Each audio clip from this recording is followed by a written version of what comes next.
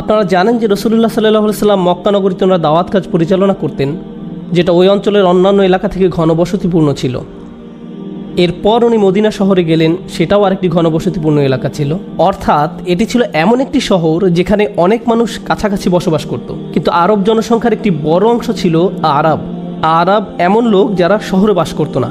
তারা ঘুরে বেড়াতো, তারা তাদের পশুর পাল নিয়ে মরুভূমির বুকে চড়ে বেড়াতো। বছরের অধিকাংশ সময় তারা বাইরে থাকতো বিরান ভূমির মাঝে। তারা শহরে যারা বসবাস করে এমন লোকদের মতো ছিল না। এবং ওই সময় অধিকাংশ আরবদের জীবনযাপন এরকম বেদুইনদের মতো ছিল, যারা তাদের তাঁবু নিয়ে ঘুরে বেড়াতো, তাদের মালপত্র নিয়ে ঘুরে বেড়াতো। তো তাদের কেউ কেউ হয়তো ব্যবসা করত, আবার কেউ বা তাদের পশুপালন করত। এভাবে বিভিন্নভাবে তারা জীবিকা নির্বাহ করত। অর্থাৎ এরা হচ্ছে এমন লোক যারা ঘনবসতিপূর্ণ এলাকার অংশ নয়। তো তাদের মাঝে কেউ কেউ তখন মুসলিম হওয়া শুরু করেছে। এবং এই লোকেরা শুধু সাধারণ লোকজনের সংস্পর্শহীন ছিল তা নয়, বরং তাদের সাথে মুসলিমদেরও নিয়মিত যোগাযোগ ছিল না। তারা একদম একা ছিল। যদিও তারা মুসলিম ছিল, কিন্তু ইসলাম সম্পর্কে তারা খুব কমই জানত।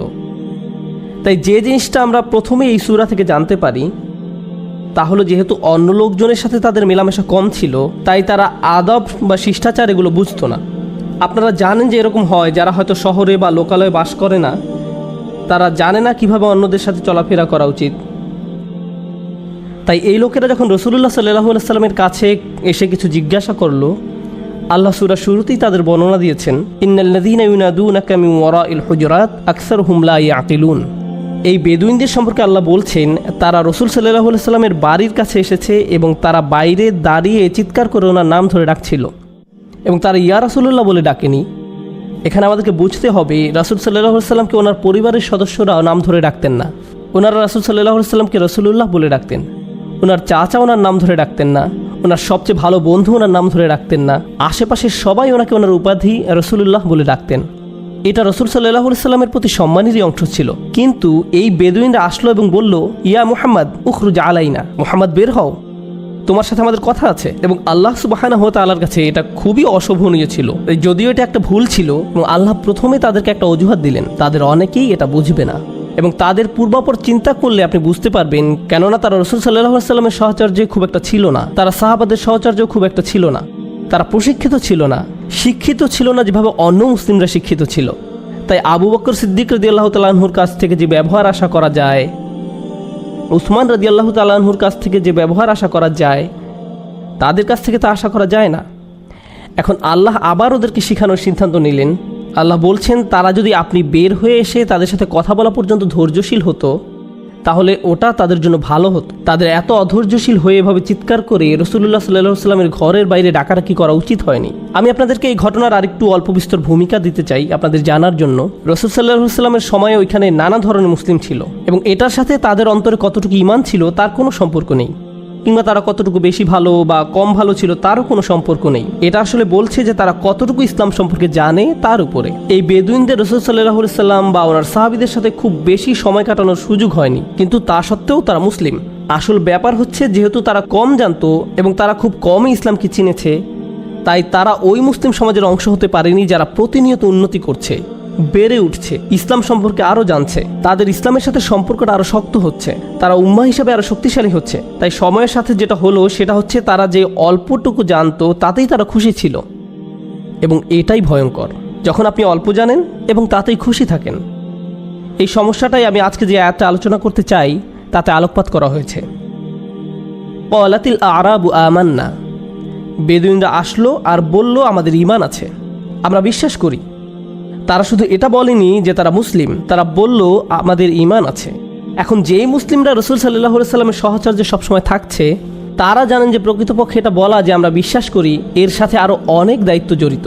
যখন কেউ বলে আমি ঈমান এনেছি, আমি বিশ্বাস করেছি, এটার অর্থ আসলে আমি আমার পুরো জীবন ধারাটাই পরিবর্তন করে ফেলেছি। কিভাবে আমি ঘুমাই, কিভাবে জেগে উঠি, কিভাবে খাই, কিভাবে পান করি, কিভাবে চিন্তা করি, আমার জীবনের লক্ষ্য কি, আমার জীবনের সব জিনিস পরিবর্তিত হবে একটি কারণটি হলো আমি বিশ্বাস করি।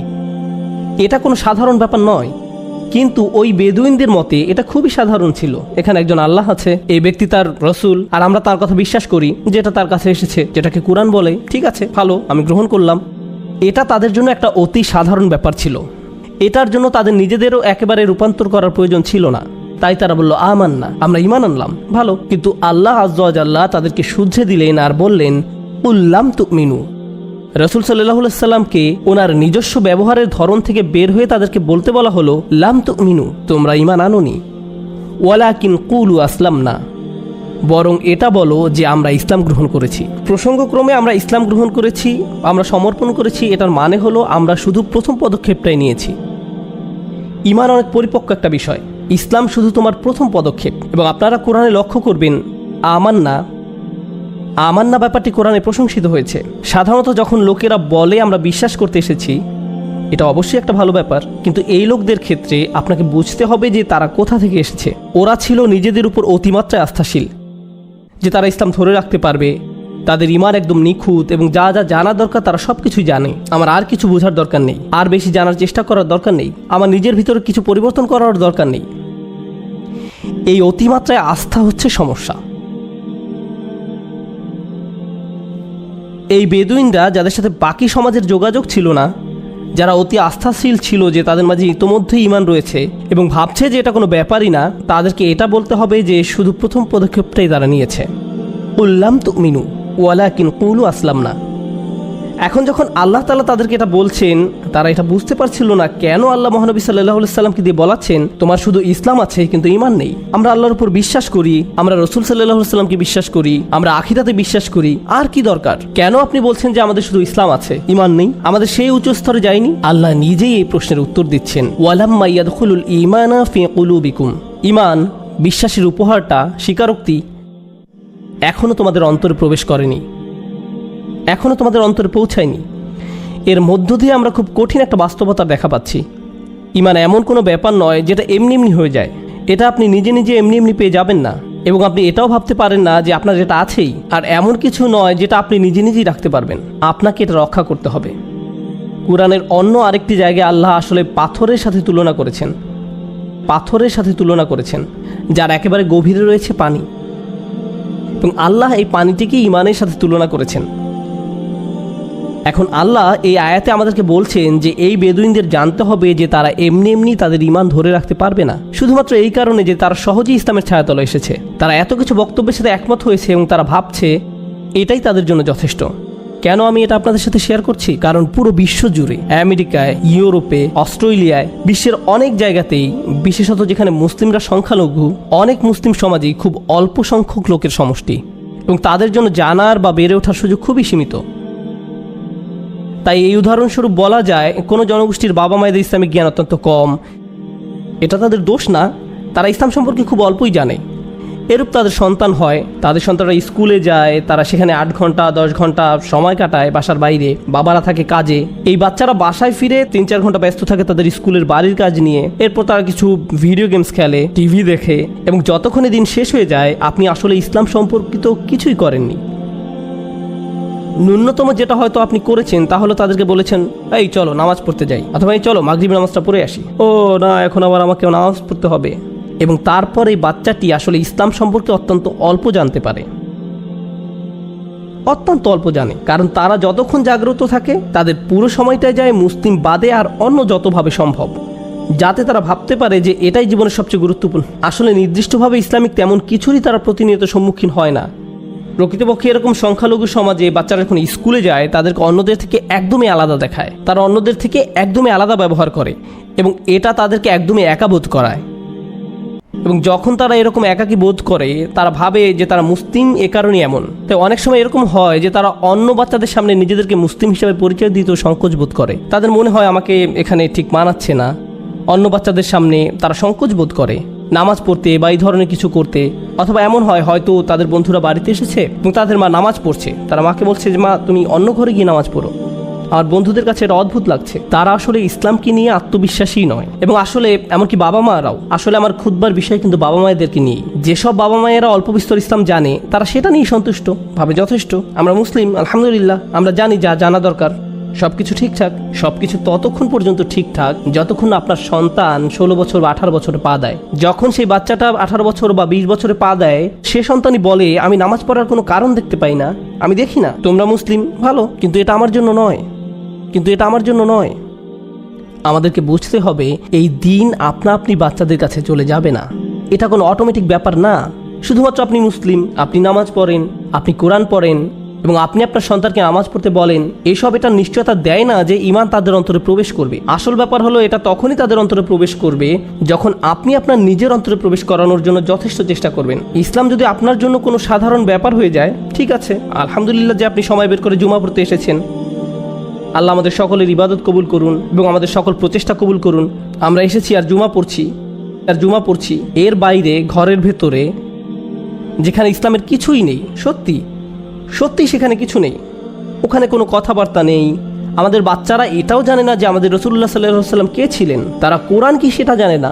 শুধুমাত্র ছোট কিছু সূরা ছাড়া যেগুলো আপনারা ওদেরকে শিখিয়েছেন, সেক্ষেত্রে আমাদের সাথে ওই বেদুইনদের তেমন কোনো পার্থক্য নেই, যাদের সাথে ইসলামের যোগাযোগ ছিল খুবই কম, অথচ তারা অত্যন্ত আত্মবিশ্বাসী ছিল যে তাদের এটি আছে। আর আল্লাহ তাআলা তাদেরকে বলছেন এটা এখনও তোমাদের অন্তরে প্রবেশ করেনি। কেননা যদি এটা একবার প্রবেশ করেই থাকে কারো অন্তরে, কিছু একটা হবে যেটা আসলে ভাষায় প্রকাশ করা যায় না। সবাই তার পরিবেশ দ্বারা প্রভাবিত। আপনি হয়তো বলতে পারেন আমি সর্বক্ষণ নন মুসলিমদের পাশে থাকি, তাই আমার ঈমান দুর্বল হচ্ছে।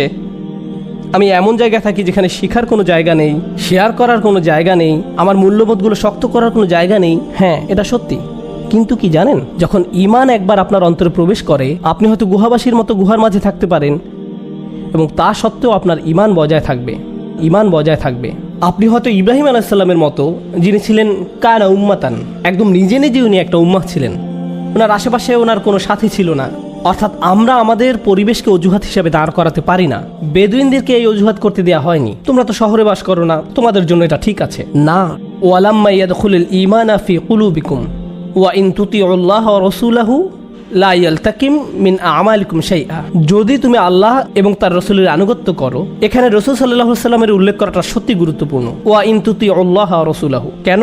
কারণ মদিনার বাইরের মরুভূমিতে থেকে রাসূল সাল্লাল্লাহু আলাইহি ওয়াসাল্লামের আনুগত্য করাটা সহজ নয়। আমাদের জন্য রাসূল সাল্লাল্লাহু আলাইহি ওয়াসাল্লামের আনুগত্য করা একরকম, আর বেদুইনদের জন্য রাসূল সাল্লাল্লাহু আলাইহি ওয়াসাল্লামের আনুগত্য করা আরেক রকম।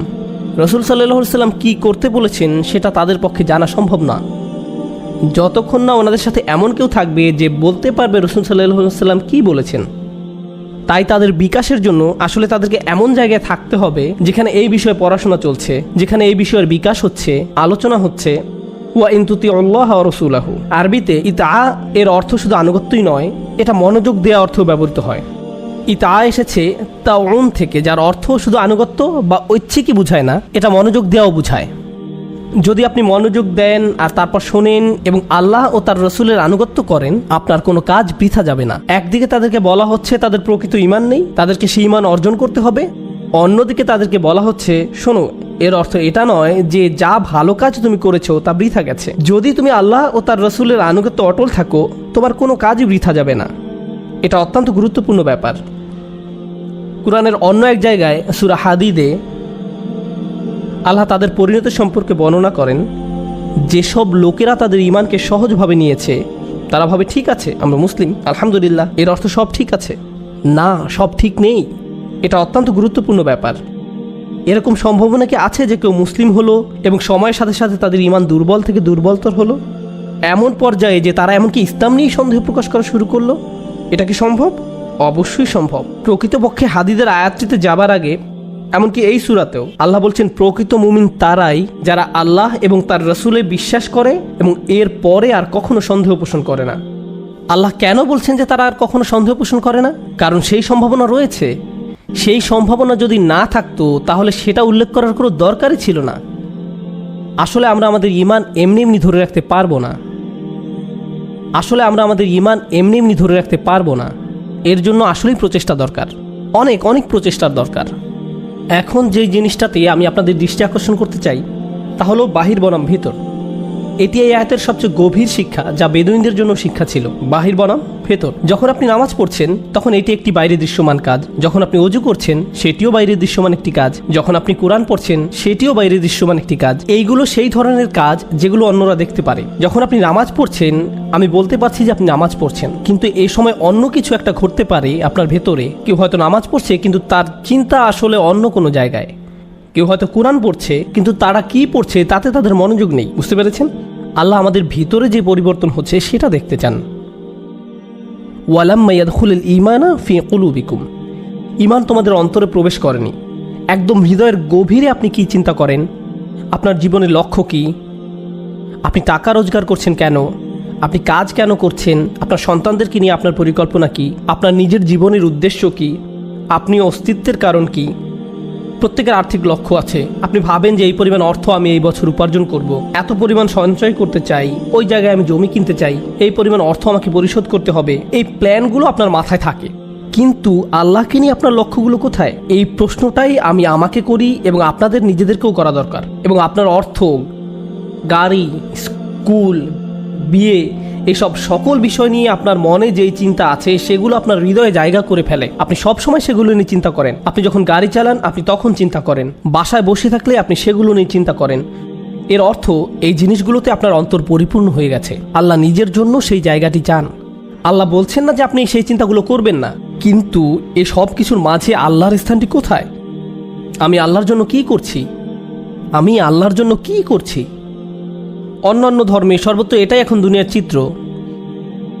আর সমাজবিজ্ঞানে এই জিনিসটা নিয়ে সবসময় বলেন যে এখন কিভাবে প্রধানমন্ত্রী খ্রিস্টান, হিন্দু, বৌদ্ধ, ইহুদি, এমনকি মুসলিমরাও তারা তাদের ধর্মকে খুব সহজভাবে নেয়।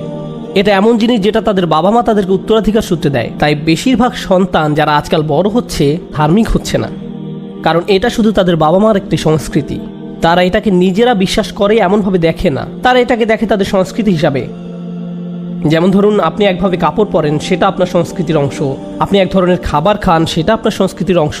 আমাদের সংস্কৃতিতে আমরা এইভাবে প্রার্থনা করি, আমাদের সংস্কৃতিতে এই ধরনের প্রথা আছে, এই ধরনের ঈদ বা এই ধরনের উৎসব আছে। এগুলো শুধুই সাংস্কৃতিক ব্যাপার।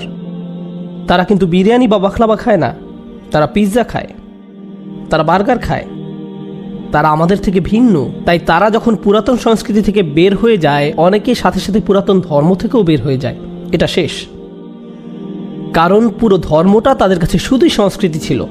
এটা তাদের কাছে শুধু কতগুলো বাহ্যিক নিয়ম কানুনের সমষ্টি ছিল মাত্র। অন্তরের ভেতরে কি হচ্ছে তার সাথে ধর্মের কোনো যোগাযোগ নেই। এটা খুবই গুরুত্বপূর্ণ ব্যাপার, কারণ আপনি একটি পুরো মুসলিম প্রজন্ম ওইভাবে হারাতে পারেন। গত বছর আমি মেক্সিকোতে গিয়েছিলাম একদিনের জন্য, মেক্সিকো সিটিতে। আমি যখন সেখানে ছিলাম, যেটা বিশ্বের সবচেয়ে জনবহুল শহরগুলোর একটি, 38 মিলিয়ন লোকের বাস, আমার মোবাইলে হালাল দোকান খোঁজার অ্যাপস ছিল, যা দিয়ে আমি হালাল দোকান খুঁজছিলাম, কারণ সেখানে আমাকে আরও 6-7 ঘন্টা থাকতে হবে আমার স্ত্রী সহ। আমি 2টা রেস্টুরেন্ট পেলাম, তো আমরা একটা মরক্কান রেস্টুরেন্টে গেলাম। যাই হোক, আমরা গেলাম সেখানে। সেই মরক্কান ভাই এই রেস্টুরেন্টটি চালু করেন 1972 সালের দিকে। এটা তখন সেখানকার 2টা হালাল রেস্টুরেন্টের মাঝে একটা ছিল। এটি ছাড়া আরেকটা পাকিস্তানি রেস্টুরেন্ট আছে। তো আমরা কথা বলা শুরু করলাম। আমি প্রশ্ন করলাম, তুমি ব্যবসা করো কিভাবে? তোমার ক্রেতা কোথায়? পুরো শহরে যে জুমাটা হয় সেখানে মাত্র 2 থেকে 300 লোক আসে। মনে হয় 2টি মসজিদ আছে, সব মিলে 300 লোক হবে। এর মাঝে একটা মসজিদ হচ্ছে আবার একজন বয়স্কা মহিলার, যিনি মুসলিম হয়েছিলেন এবং তার বাড়িটা মসজিদ হিসাবে দান করে দিয়েছেন, এবং জুমার নামাজ সেখানেই হয়েছিল। আমি জিজ্ঞেস করলাম, এরাই কি সর্বমোট মুসলিম জনগোষ্ঠী? সে বলল, না, এরাই সব না। মূলত 1970 বা 80-র দিকে মেক্সিকো তার বর্ডার খুলে দিয়েছিল, কারণ তারা তাদের ইঞ্জিনিয়ারিংয়ে অনেক উন্নয়ন করতে চাচ্ছিল।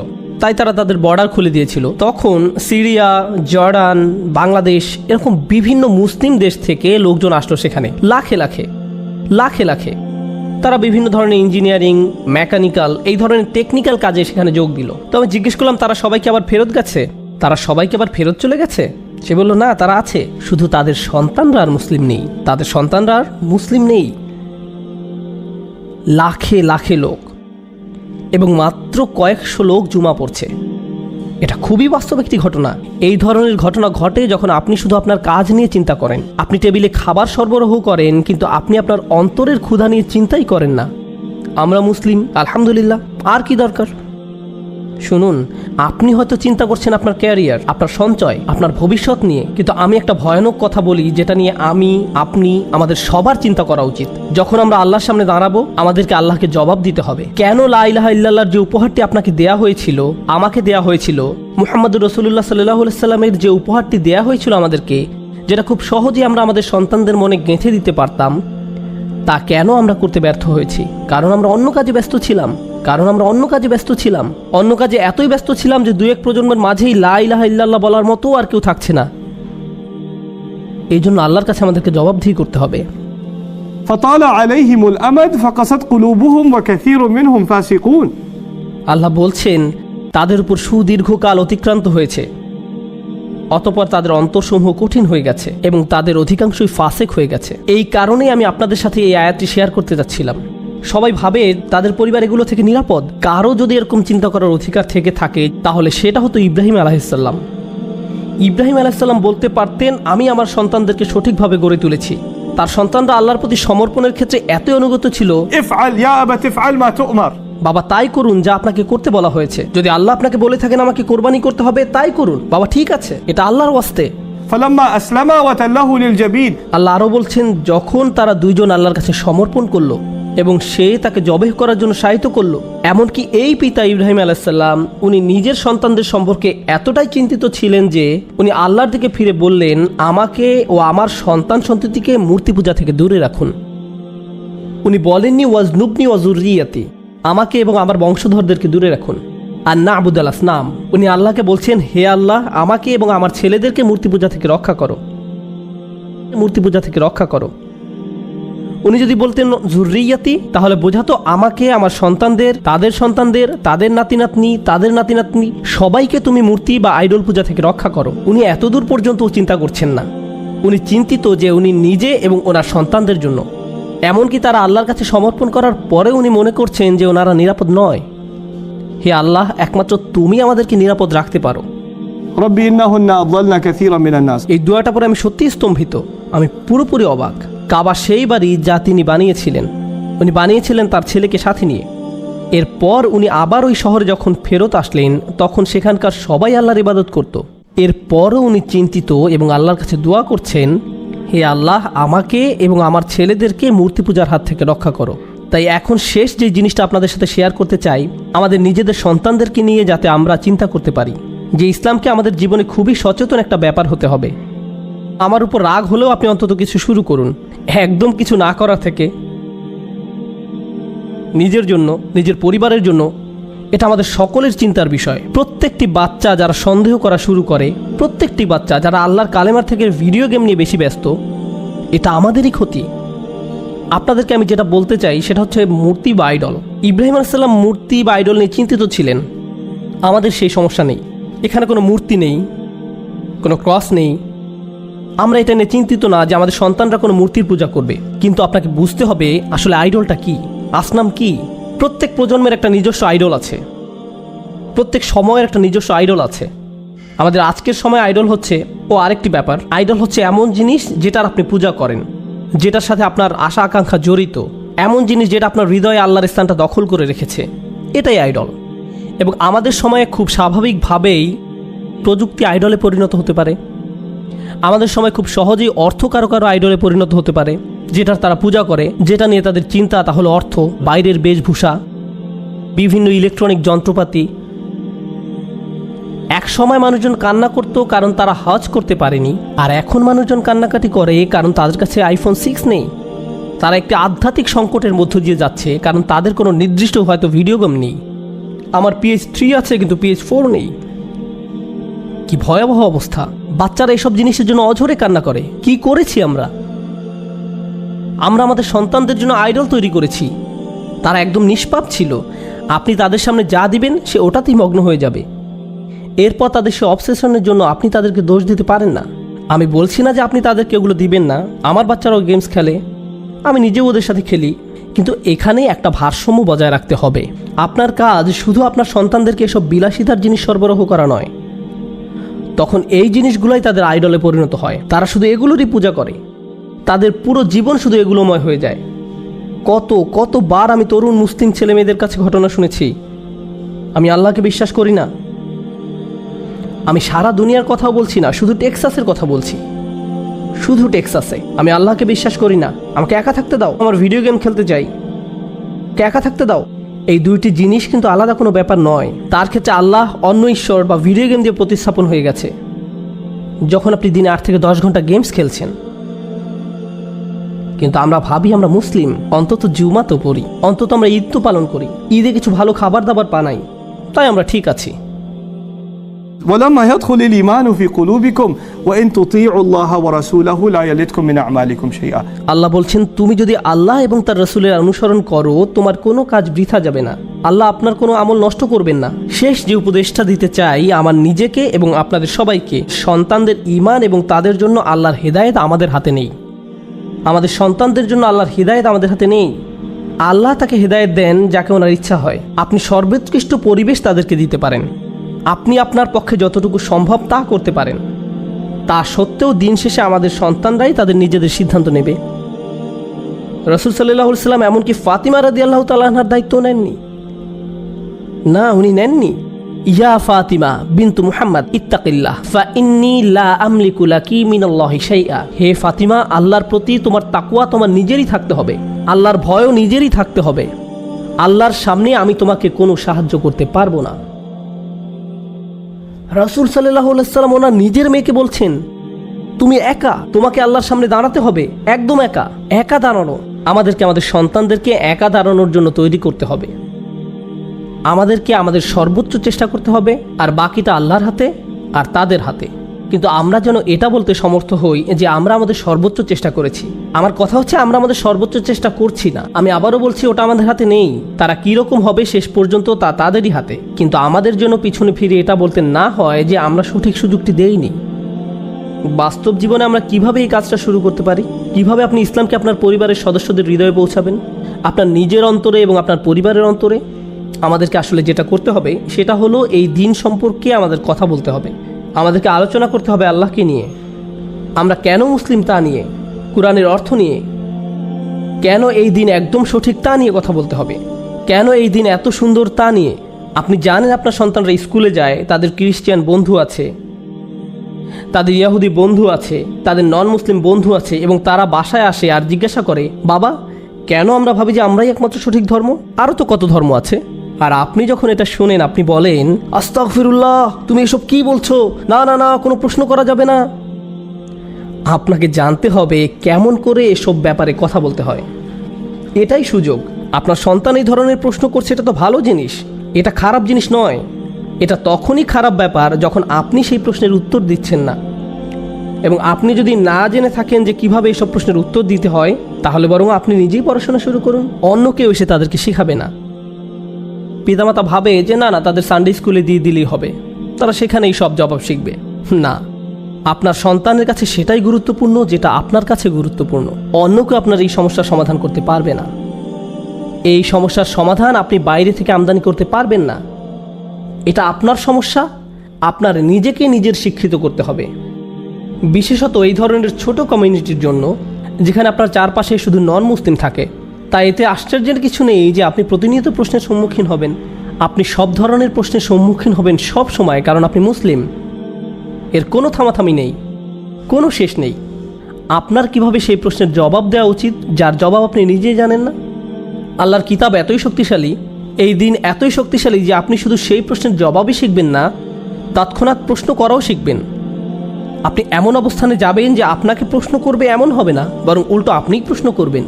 আপনি বলবেন, আমরা যা করি তার অর্থ নেই, আমার ধর্ম অর্থহীন, তাহলে এটা কি, তাহলে এটা কি, ওইটা কি, এগুলো তোমার কাছে কি অর্থ বহন করে, এটা কি তোমার কাছে অর্থপূর্ণ? আমরা নিজেরা সবসময় ডিফেন্সিভ থাকি, এটা প্রমাণ করি যে আমাদের প্রকৃতপক্ষে সেই ঈমানটা নেই যেটা আমাদের থাকা উচিত। একবার যদি ঈমানের সৌন্দর্য স্বাদ অনুভব করতে পারেন, আপনি তখন অন্যদের সাথে সেটা শেয়ার করতে চাইবেন। আমরা আমাদের সন্তান এবং নিজেদের এইরকম বিরান এলাকায় আমাদের দিনের প্রতিনিধি হিসেবে উপস্থাপন করতে চাই। আমি এখান দিয়ে গাড়ি চালিয়ে আসছিলাম ডালাস থেকে, কিন্তু আমি যখন এখানে আসছিলাম আমি ভাবছিলাম, এটা কেমন জায়গা, কোথাও কিছু নেই, শুধু খালি জায়গা পড়ে আছে বিস্তীর্ণ এলাকা জুড়ে।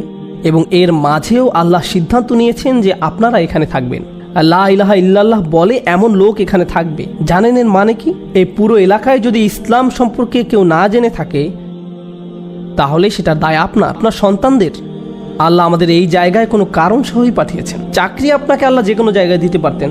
অর্থ আল্লাহর জন্য সেটা সহজ, কোনো সমস্যাই নয়। আল্লাহ মানুষকে কোনো জায়গায় সেটেল করেন কোনো নির্দিষ্ট কারণে। আল্লাহ মানুষকে কোনো জায়গায় সেটেল করেন অবশ্যই নির্দিষ্ট কোনো কারণে। আপনি এখানে আছেন কারণ দুনিয়ার এই জায়গাটাতে লা ইলাহা ইল্লাল্লাহ প্রয়োজন আছে, এই জায়গার সেটা দরকার আছে। এটা অন্য কোথাও থেকে ডাউনলোড হবে না, এটা আপনার থেকে আসবে, এটা আপনার থেকে আসবে, আপনার সন্তানদের থেকে আসবে। তাই আমাদেরকে এই দায়িত্ব নিতে হবে।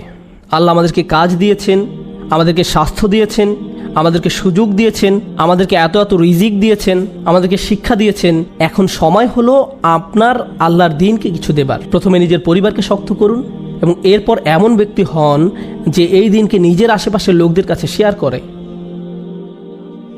আমি দোয়া করি যে আমরা সবাই এই বিষয়ে গুরুত্ব সম্পর্কে তাগিদ এবং আমাদের দায়িত্ব অনুভব করি এবং আমরা কেউ এমন ব্যক্তিতে পরিণত না হই যাদের কাছে ঈমান একটা ক্যাজুয়াল ব্যাপার, যাদেরকে বলতে হবে তোমার শুধু ইসলাম আছে, তোমরা এখনো ঈমানের স্বাদ অনুভব করনি। আমি আল্লাহর কাছে দোয়া করি যে উনি আমাদের সবাইকে সুযোগ দেন যেন আমরা ঈমানের স্বাদটা পাই। আল্লাহ আমাদের সেই ঈমান দিক এবং আমাদের সন্তানদের অন্তরে সেই ঈমান দিক এবং আমাদেরকে দায়িত্ববান অভিভাবক এবং কমিউনিটির দায়িত্ববান নেতায় পরিণত করুক। আমি দোয়া করি যে আল্লাহ আমাদের মুসলিমদের অন্তরকে একত্রিত করুন, যেন তারা শুধু শুক্রবার জুমাতেই মসজিদে একত্রিত না হয়, তারা তাদের বাসাতেও মিলিত হয় এবং তাদের সেই প্রত্যেকটি জমায়েত তাদেরকে আল্লাহ নিকটবর্তী করুক, আল্লাহ থেকে দূরে নয়।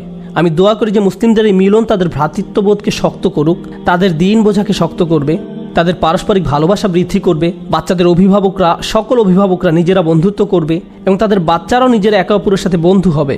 এভাবে আমাদের সন্তানরাও মুসলিম বন্ধুদের মাঝে বড় হবে যাদের উপর তারা বিশ্বাস করবে। এটা আমাদের বাচ্চাদের জন্য খুবই গুরুত্বপূর্ণ। আমি এই সব জিনিসগুলো এই কমিউনিটির জন্য দোয়া করি।